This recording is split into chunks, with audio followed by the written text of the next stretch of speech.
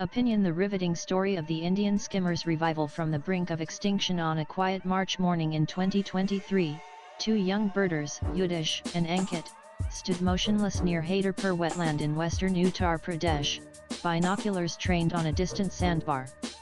"Is that an Indian skimmer?" one whispered. It was a breathtaking moment.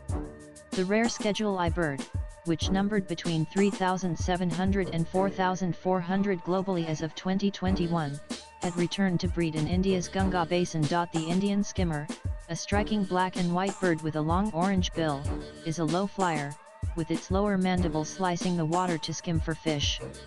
It breeds only on undisturbed sandbars in large rivers and wetlands. However, it faces grave threats from habitat loss, lack of awareness among riverine communities, flooding, or even the slightest fluctuations in water levels. Driven by this urgency, Ashish Loya, a BITS Pilani alumnus and former finance professional in New York, sprang into action. An art of living teacher and a longtime birdwatcher, Loya had been documenting the Haidarpur wetlands biodiversity for years. He was inspired by spiritual leader Sri Sri Ravi Shankar's message that every creature on the planet brings a certain vibration. And even if one creature goes missing, the planet would be poorer for it. Every species plays an important role in maintaining the balance on the planet. Loya believed this was a test of both nature and spirit. Upon being informed about the sighting by Yudish, Loya knew he had to act fast. Within days, he submitted a proposal to the Wildlife Trust of India's Rapid Action Projects (RAP). Emergency funding followed and, soon, a locally led conservation project took flight. Nest Guardians on duty. Loya assembled a team of 8 youth volunteers from a pool of 25 trained birders, many introduced to conservation through art of living workshops. These Nest Guardians set up a base near the nesting site, building a temporary hut on the riverbank. They worked in shifts, monitoring the birds around the clock. Ashish Gajayar, part of Loya's team, and a field assistant at WTI, was instrumental in putting together and leading the team. Gajayar explained, "We marked the nests with small toothpicks from a safe distance to avoid disturbing the birds," he recalls.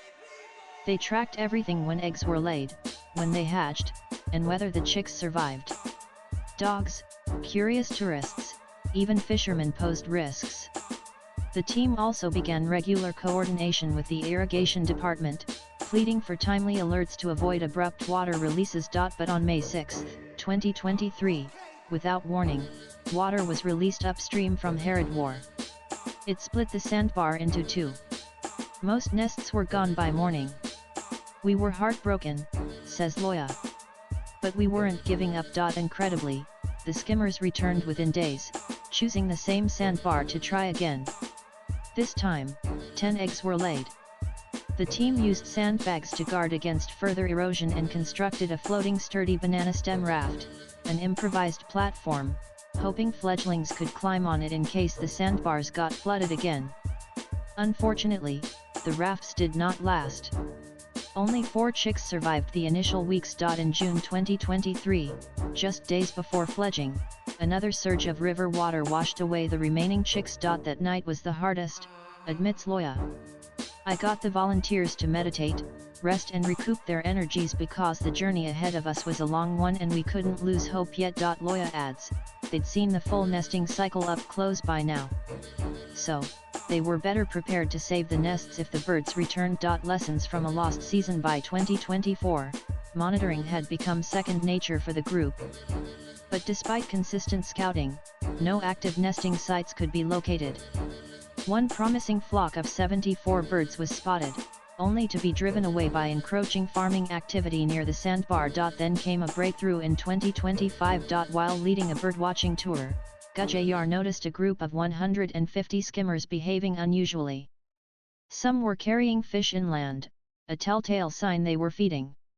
He traced their flight path, combed the area, and found 15 active nests on a remote downstream sandbar. This time, the intervention was swift. The team reinforced the site with sandbags, limited human access, and worked closely with the irrigation department to maintain stable water levels. 58 chicks finally made it through. The joy was immense, says Loya. Not just because of the numbers, but because we finally had proof that local efforts can work. The ripple effects of this small project are already visible. The Nest Guardians now conduct awareness drives in nearby villages, educating boatmen and farmers on the ecological significance of the skimmer.